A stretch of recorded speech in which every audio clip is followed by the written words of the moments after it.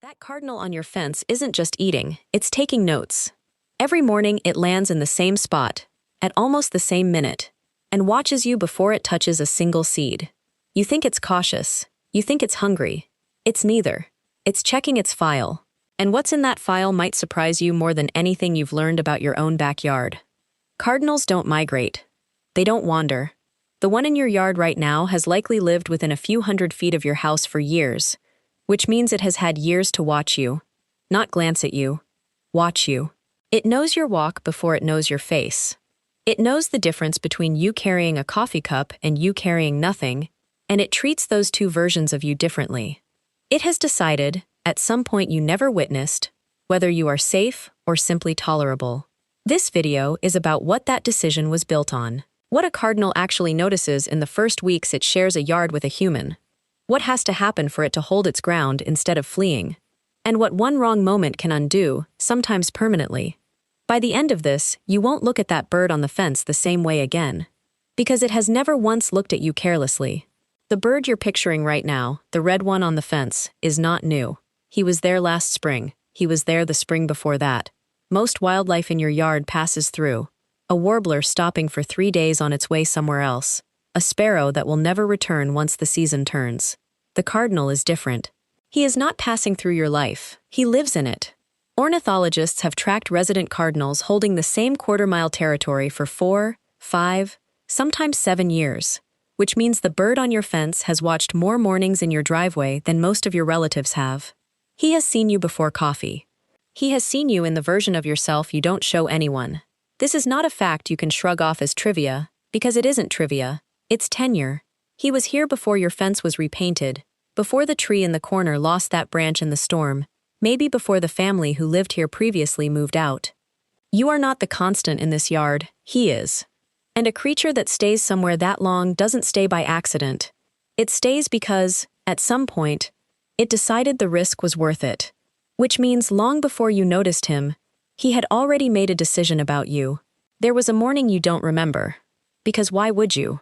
When a cardinal did something that should not come naturally to a prey animal. He didn't fly. You stepped outside, closer than usual, maybe reaching for the hose, maybe just crossing the porch at the wrong angle, and every instinct built into that bird over millions of years told him to go. Flight is not a choice for a cardinal, it's a reflex, faster than thought, the same reflex that has kept his species alive since before your house existed. And that morning, he overrode it.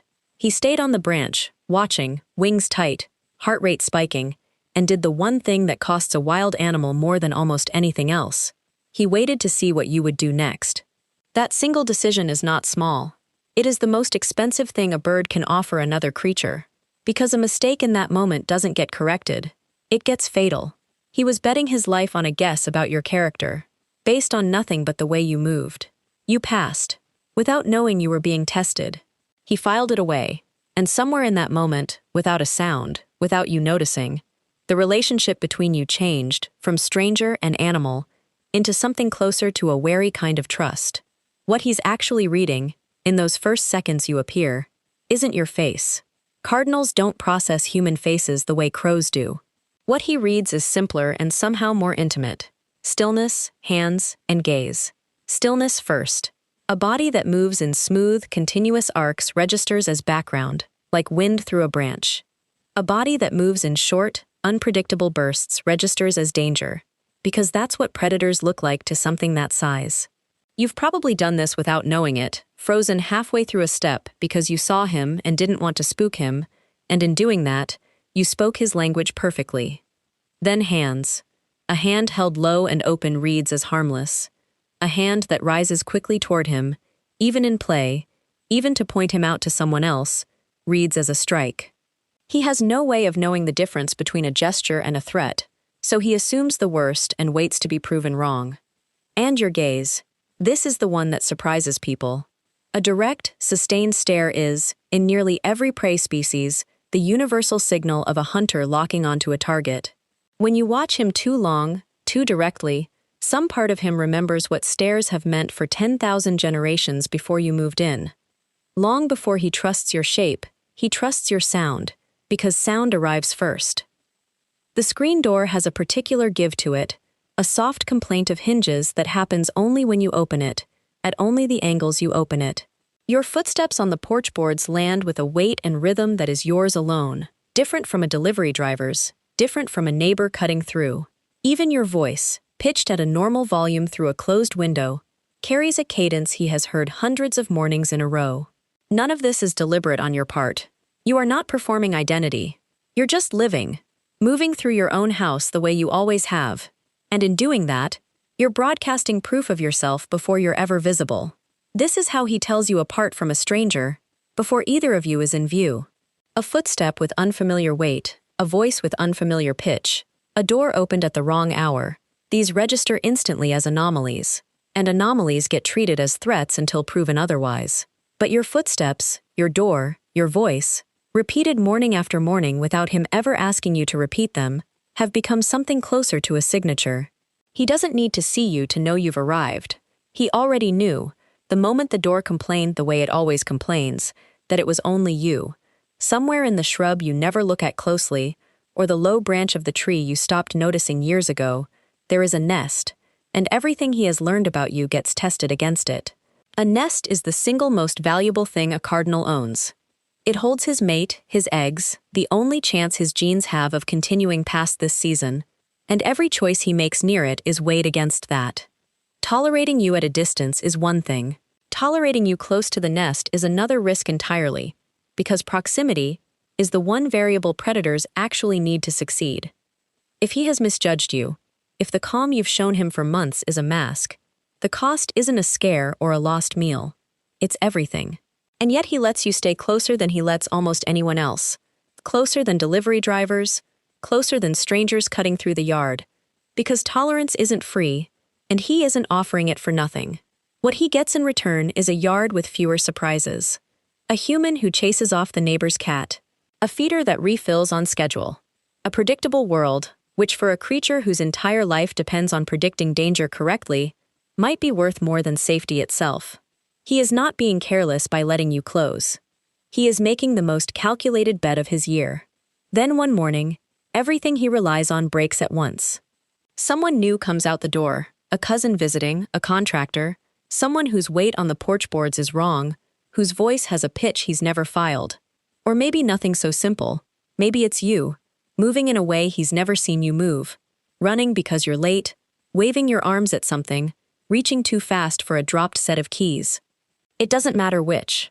What matters is that the pattern he built over months, the sound, the stillness, the door's soft complaint, all of it goes quiet in his head, and one word replaces it: unknown. Unknown is not neutral to a bird. Unknown defaults to danger, because that is the only setting that has ever kept his species alive. He doesn't fly across the yard to check. He goes still, and disappears, and does not come to the feeder that morning, or the one after. You might notice the silence. You might not. But somewhere close by, he is recalculating everything he thought he knew about the place he has staked his entire year on. The trust built over 100 quiet mornings does not erase in a single bad one, but it does freeze, mid-sentence, waiting to find out if what just happened was a mistake, or the truth he should have expected all along. And that frozen second, he has exactly 3 options, and he runs through all of them faster than you could name them.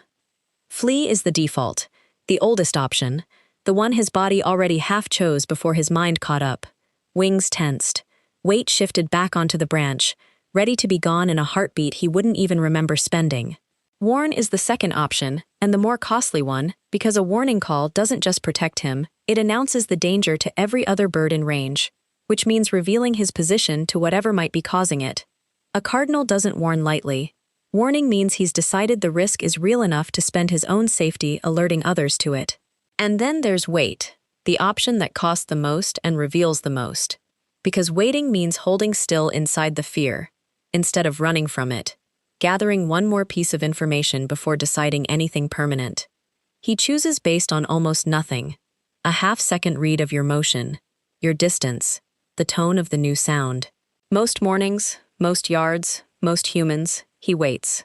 Not because he's certain, because uncertainty, held for one more breath, has always told him more than running ever could. It is the smallest possible act of courage a prey animal can perform, and he performs it. quietly, almost every day of his life. Whatever he decides in that moment doesn't vanish once the danger passes.